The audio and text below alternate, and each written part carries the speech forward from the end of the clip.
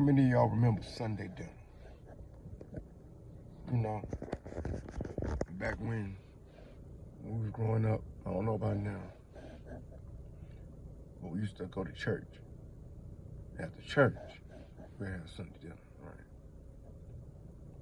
And Sunday dinner was the time when the family got together and we ate, talked, had a good time. But one thing I remember about Sunday dinner has taught me about life and relationships, right? Grandma been a cook Sunday dinner on Saturday, and she probably heated up on Sunday, right? You got all your favorite food. You got fried chicken, you got pork chops, you got candy yams, and cornbread, and, two vegetables. You might have some lima beans, might have some pinto beans, the stuff that you don't really, care about eating. And then you got your, whatever your beverage was lemonade, tea, whatever it was. You know what I'm saying? It was all on the table. 4-course meal most of the time with a dessert. That's how my grandma used to get down, right? But I noticed something about Sunday dinner, right? I noticed that, it's easy for a person to get down on that fried chicken. It's easy for a person to get down on that pork chop or that macaroni and cheese. You know why? Because it tastes good. It's delicious. Candy yams. Oh, you don't have to be encouraged to eat no candy yams. Candy yams is off the chain, right? Good, But when it came down to the lima beans and the pinto beans and those collard greens, those turnip greens, black eyed peas, they will always be left last on your plate. You know what I'm saying? I think I remember like when I was growing up, it'd be kids, the dirt. Because grandma had it was like 3 rules at the dinner table. First of all, you gotta wash your hands. Second of all, my grandma wouldn't let me eat all my food. Wouldn't let me drink my drink until I ate all my food. And the other rule is you gotta eat them vegetables before you leave that table. Right? And I done seen kids cry about eating vegetables. They just don't want to eat them. They don't taste as good as everything else. You know what I'm saying? They don't taste as good as everything else. But when you think about it, out of all the stuff on that plate, out of all the stuff that's on the plate, the vegetables is probably the most important. Got the fried chicken. It's covered in flour. That's gonna cause you some problems down the road. You got the macaroni and cheese, that pasta, always full of carbohydrates. Dairy ain't really all that good. You got the darn candy yams. Sweet potatoes is a great source of potassium. But with all that sugar on it, it's gonna give you diabetes. But them vegetables provide fiber for digestion and minerals and vitamins and things. You understand me? It'll make you healthy. So that got me to thinking that, do we go through life like that? Like, it's easy to party. It's easy to do the things that are easy, that are fun, that provide, you know what I'm saying, instant happiness. Why is it so hard? Why do we have to be so motivated and so pushed and so encouraged to do the things that are good for us? Like, you got food. Food is you should show a person. What they say, you are what you eat. I think in life we do things that are good to us, but not necessarily good for us. Feel me?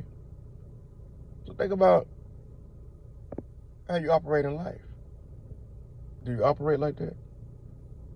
If so, what are your results? truly think about it. What are your results in life when you move like that to instant gratification?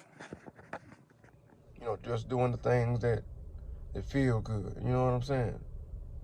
Think about all the people and situations and opportunities you passed up because it was gonna take a little work, that it wasn't gonna feel good, that you was gonna have to sacrifice some things, and you just done, what just naturally people can do easily. What you naturally can do without having to struggle, trying to find ways not to go through any kind of pain, not have no kind of sacrifice. Like even in your relationships, I often hear people talk about relationships and how it's what they say, pee in the dating pool. It's really not. It's just that you are focused more so on what you want in life than what you need in life. You know what I'm saying? Because when you focus on what you need in life, you have to do an internal evaluation to figure out what you need. You have to do inventory of yourself to know what it is that you need in life. And we don't see that as important. Height, skin complexion, what a person makes in a year. You know what I'm saying? A lot of superficial things, but do you ever really think to yourself, what do you need to live and survive? Whether in life, whether in relationships, or whatever the case may be. Because all that superficial stuff, at the end of the day, especially when you get up in age, it's not as important. It's not as important as a person's character. A person's personality, a person's work ethic, a person's mindset. Those things are what make a person. But those are a lot of the times they come after what a person looks like. You know what I'm saying? The face value of a person is considered more important than the actual,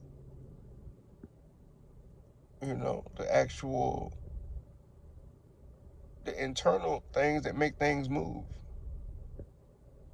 You know what I'm saying? Real satisfaction. It's like Sunday dinner. I'll go back to that, right? Grandma had a reason why she told us not to drink while we eat, because you know what it does? It gives your stomach a feeling of being full and being satisfied. And then you're not gonna eat all your food, and guess what? Since you don't eat your vegetables first, you ain't gonna eat them at all. The good stuff, the stuff that really is good for your body, you're not gonna eat it because you've been drinking. You've been drinking a good sweet Kool-Aid, right? What's another thing? Boom. You eat all the stuff that you want.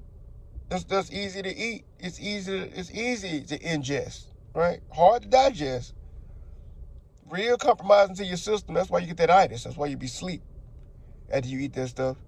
And then when it comes down to it, you don't want to eat your vegetables. The things that really give you life. The things that really come from the earth. The things that really come from God. You put that last. You feel what I'm saying? And I think that people do that in life. You put those things last. You put, instant gratification first. And you don't even think about delayed gratification. So you're always in the hunt for something, that new high, that new dopamine, that new you know what I'm saying? That serotonin in your body. You're always chasing. You're always chasing that feeling. So not only am I telling you to eat your vegetables first, I'm telling you look at what matters first. Character.